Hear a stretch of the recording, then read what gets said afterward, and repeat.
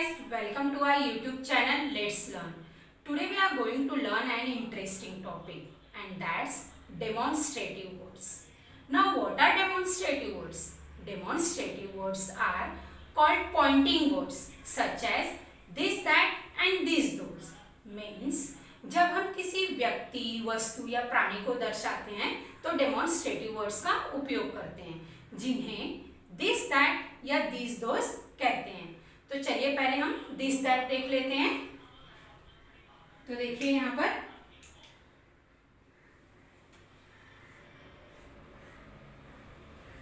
This and that.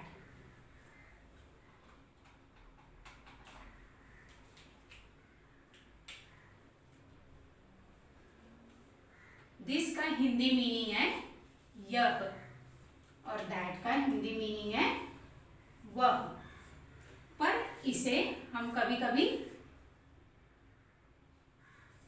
ये इस तरह से भी यूज करते हैं और यहाँ पर वे।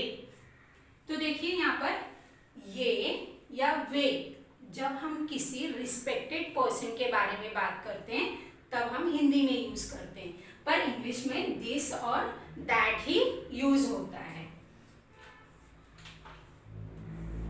तो अब हम एक बात और जान लेते हैं, this and that are used only for singular noun. ये सिर्फ एक वचन कर्ता या एक वचन संज्ञा के लिए ही यूज होता है। तो यहाँ पर देखिए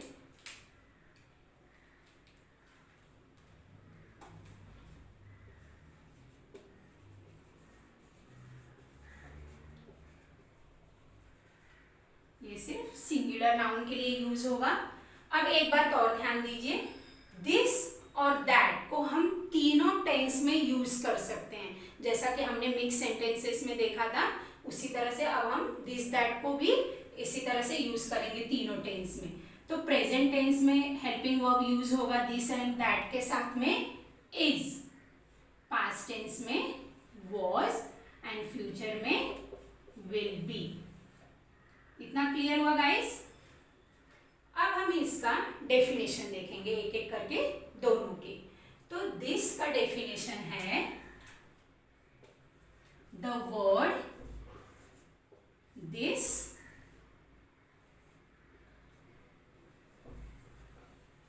refers to a person, animal or object which is nearby। देखें, the word this refers to a person, animal or object nearby। यानी आप हिंदी में भी इसकी परिभाषा लिख लें कि दिस शब्द किसी एक वस्तु, प्राणी या व्यक्ति को दर्शाता है जो पास में है। तो अब हम पहले इनका एग्जाम्पल देख लेते हैं। तो चलिए एग्जाम्पल देखेंगे। First, this is a book, यानी यह एक किताब है। Second, this was her pen, आप इस तरह से भी कह सकते हैं दिस वॉज हर पेन, आप नाउन प्रोनाउन कुछ भी यूज करें आप। Third, this will be my car. Now fourth, this is stale food. तो देख लिया हमने दिस के एग्जाम्पल्स। हम आगे और भी एग्जाम्पल्स लेंगे, पर पहले अब हम दैट का देख लेते हैं। दैट का डेफिनेशन होगा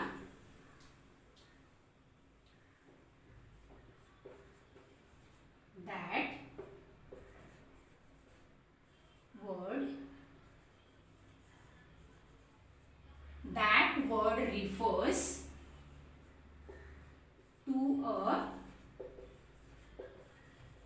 distant person,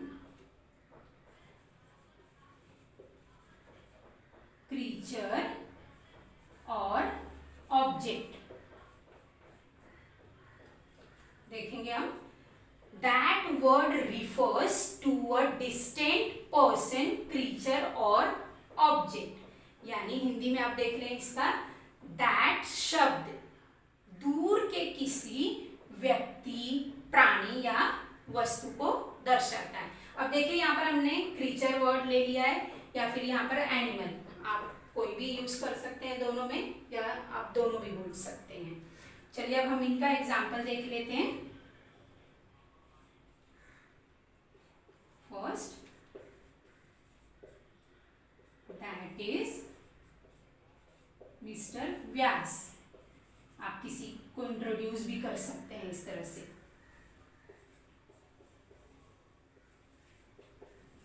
that was his bag. Third, that will be your house. Fourth, that colour, या फिर आप ऐसे भी बोल सकते हैं दैट कलर इज नाइस या that is a nice colour. इस तरह से भी आप बोल सकते हैं, that is a nice colour. तो आगे हम और भी एग्जाम्पल देखेंगे। आप इसे अच्छे से नोट कर लें और जरूर प्रैक्टिस करें। Now fifth is, this flower is fresh. तो यहाँ पर देखिए हमने क्वालिटी सेंटेंस के लास्ट में एक्सप्रेस किया है, तो हमने आर्टिकल यूज नहीं किया है। आगे आप देखेंगे कि किस तरह से हम आर्टिकल्स यूज कर रहे हैं। अगर आप नाउन, जैसे मैंने कहा है यहाँ पर सिंगुलर नाउन, अगर आप सिंगुलर नाउन लास्ट में, सेंटेंस के लास्ट में ले रहे हैं तो आपको सुटेबल आर्टिकल यूज करना है। तो यहाँ पर देखिए सिक्स्थ है, दिस इज मोहित। नाम है, आप किसी को इंट्रोड्यूस कर रहे हैं तो आप आर्टिकल्स नहीं यूज करेंगे। Now seventh, this is a blue wall. तो यहाँ पर देखिए वॉल सिंगुलर नाउन है, बेशक उसकी क्वालिटी एक्सप्रेस हो रही है लेकिन वो पहले है और हमारा नाउन बाद में आ रहा है, तो हमने वॉल एक है तो अ लगा है, आर्टिकल अ यूज हुआ है। तो इस तरह से आप सेंटेंस चाहे इस तरह से बनाएं या इस तरह से बनाएं, आप जो भी आपको सुटेबल हो आप बना सकते हैं। Eighth, this won't be a spacious cupboard. तो देखिए हमने नेगेटिव सेंटेंस भी लिया है। Now ninth, this was a fresh flower. जैसे हमने यहाँ पर प्रेजेंट टेंस में लेकर बनाए, अभी उसी को हमने इस तरह से पास्ट टेंस में बनाया। Now tenth, this fellow is very honest. Fellow का मीनिंग है व्यक्ति या साथी, हम उस तरह से बात करते हैं तो हम फेलो भी बोलते हैं। This man will be an architect. तो हम इस तरह से भी देखिए, आर्किटेक्ट ए वॉवल से शुरू हो रहा है इसलिए हमने एन लिया है। अब हम बढ़ते हैं दैट की तरफ। दैट में देखिए fifth point is, that was Neha stuff. तो आप किसी का नाम लेकर भी हम बात कर सकते हैं। तो हमने सीखा है पहले टू बी फॉर्म में अपोस्ट्रोफी एस, का, की, के लिए यूज होता है, तो आप नाम लेकर भी किसी का सामान, किसी की कुछ चीजें आप बता सकते हैं। That will be your phone, pronoun use किया है। That is my brother. तो जब आप दिस और दैट आप ले रहे हैं तो आप पॉइंट कर रहे हैं, इस तरह से उंगली दिखा रहे हैं, दैट इज माई ब्रदर। समझिए आपका ब्रदर, आपका भाई आपसे थोड़ा दूर है, आप किसी को इंट्रोड्यूस कर रहे हैं तो आप इस तरह से कहेंगे दैट इज माई ब्रदर।